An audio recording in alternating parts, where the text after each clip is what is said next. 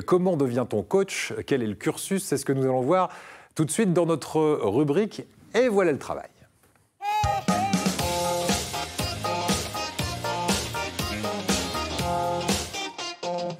Et pour évoquer ce sujet, eh bien, nous avons deux maîtres en la matière. Nous avons d'abord notre coach sportif à nous, dans Ensemble c'est mieux, Nassim Kheloufi. Bonjour Nassim, qui va nous raconter sa vie de rêve, hein, disons-le carrément, parce qu'avant l'antenne, je lui ai dit « Qu'est-ce que tu as fait ce matin ?» et il m'a fait voyager. Voilà, donc il va nous raconter une journée type dans un instant. Il va peut-être créer des vocations. Et puis, en face de vous, il y a Isabelle Guémard. Alors, vous êtes responsable de formation au CREPS d'Aix-en-Provence.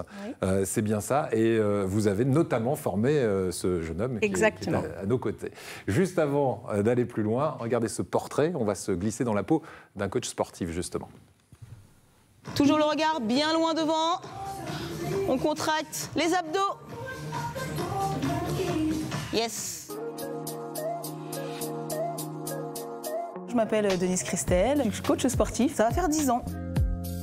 Quand je faisais de la musculation, au début, quand j'arrivais, je dis c'est moi la coach. Ah ouais, non, mais moi je préfère un homme. Je dis attends, on va se tester. Écoute, je vais pousser ça. Et puis finalement, ah ouais, tu sais faire ça. Ah attends, je vais t'écouter. Oui, il faut avoir confiance en soi en tant que coach, c'est très important. Bonjour à tous. Est-ce que ça va? Oui, je vais mettre de la musique et puis on y va. C'est parti. Ce qui me plaît dans ce métier, c'est d'accompagner les gens, en fait, des gens qui sont, on va dire, sédentaires et qui ont besoin de se remettre en forme.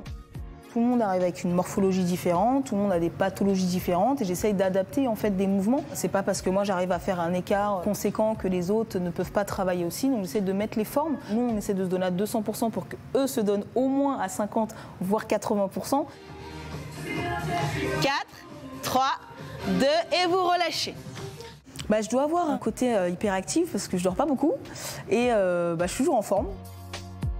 C'est l'adrénaline, le fait d'avoir des gens en face de moi et me dire qu'ils comptent sur moi. Les gens, ils viennent, ils se confient à nous. En fait, que ce soit dans le sport ou dans leur vie de tous les jours, on a vraiment un accompagnement psychologique avec les gens. On ne pense pas que les gens vont être aussi proches de nous et ça fait vraiment plaisir de se dire que on a marqué une vie en fait par le sport. Ça, c'est important. Et ça a été du coup le badminton. Ah, le badminton, formidable. Ouais. C'est vrai? On leur fait des cours de badminton? Oui, pourquoi pas. Pourquoi pas, ouais. Après, il faut connaître un peu son public, parce qu'il y a des gens qui vont accepter, entre guillemets, qu'on leur crie dessus, entre guillemets, hein, j'entends bien, et d'autres qui vont pas accepter la critique, donc il faut essayer de la jouer fine parfois. Bravo à vous. Vous avez bien travaillé, vous êtes bien étirés. On y est presque, hein, le grand écart, je vous le dis. Hein. C'est avec une goutte d'eau qu'on peut changer la vie des gens. Moi et mes collègues, on est une goutte d'eau.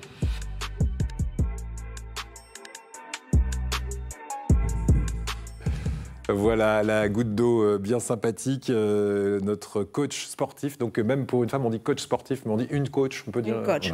Voilà. Alors, juste avant de m'adresser à vous, Isabelle, on va demander à Nassim de nous faire vivre lui aussi de l'intérieur son métier. D'abord, pourquoi avoir choisi ce métier, Nassim? C'était vraiment depuis tout petit?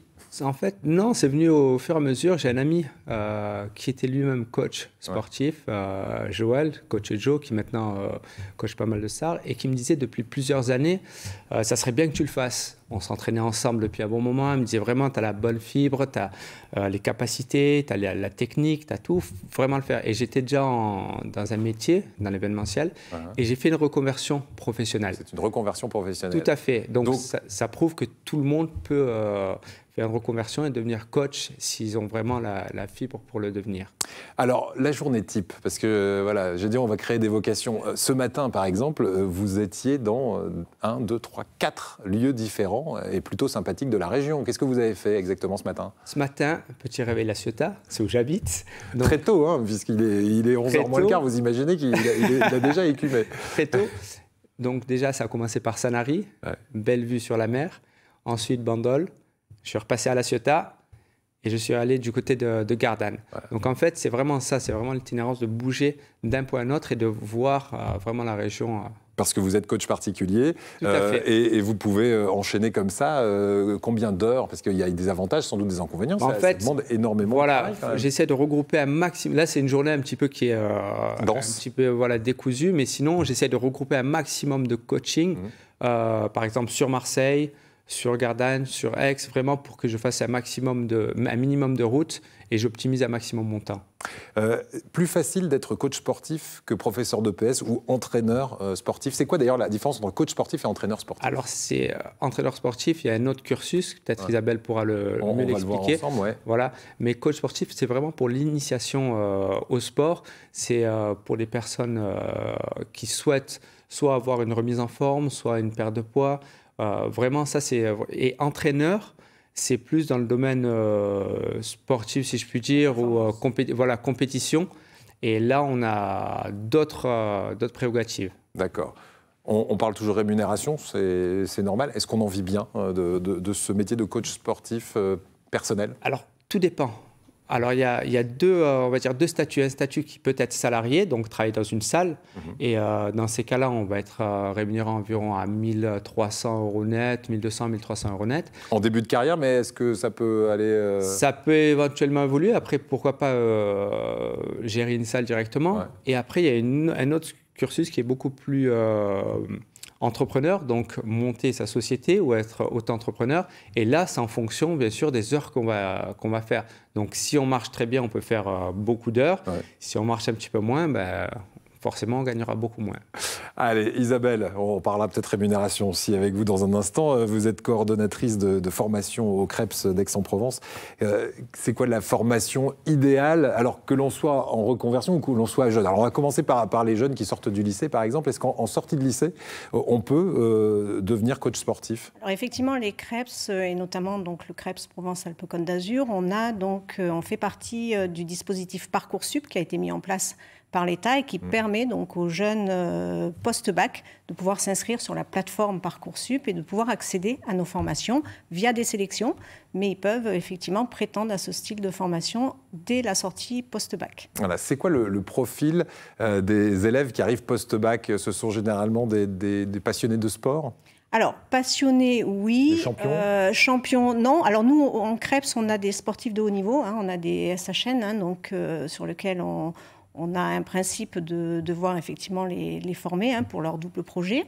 Mais les jeunes qui sortent du bac, c'est vraiment l'envie de faire ce métier et de donner aux autres, en fait, d'accompagner les gens. Alors, ils ont beaucoup ce métier dans le sens où on veut accompagner, on veut aider les gens dans leur pratique sportive. C'est du service à la personne et ils ont une notion sur leur propre vie, en fait, sur leur entraînement personnel ou avec leurs parents, etc. Donc, c'est des jeunes qui ont une vision assez réelle du métier. Formation longue ou plutôt courte? Alors, formation, on va dire, courte, puisque c'est quand même 9 mois.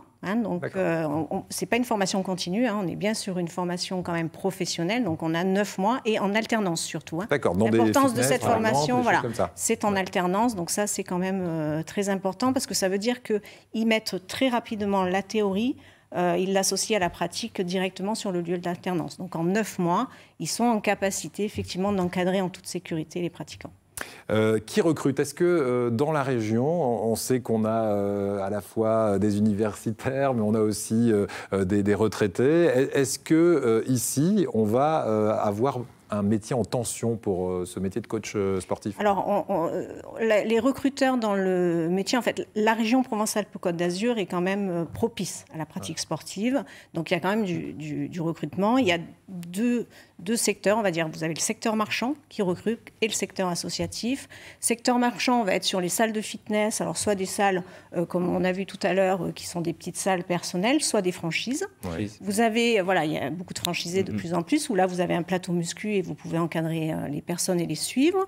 Vous avez également la partie, je dirais, comme Enassim, dans le secteur marchand, la partie SARL ou auto-entreprise. Et puis, vous avez toute la partie touristique, puisqu'on est quand même dans une, on est dans une région hôtels, très touristique. Donc vous avez les campings, aussi. Les centres de vacances. Absolument. Et enfin, la partie associative, parce que les associations, les clubs d'haltérophilie, les clubs de musculation recrutent aussi. Il faut savoir quand même, dans les chiffres qu'on a sur la région PACA, 10 500 salariés du sport et 9 600 sont dans les associations sportives. Donc, c'est quand même important. Donc, en gros, quand on sort d'une formation chez vous au CREPS, on a de bonnes chances de trouver un travail derrière dans la région. On a de la chance de trouver un emploi, pas tout le temps à temps complet quand même, mais voilà. Bah, écoutez, peut mettre le pied à l'étrier. Merci en tout cas de nous avoir éclairés et de nous avoir fait un petit peu voyager avec vous, parce qu'il en fait des sauts de puce, hein, Nassim. Merci beaucoup.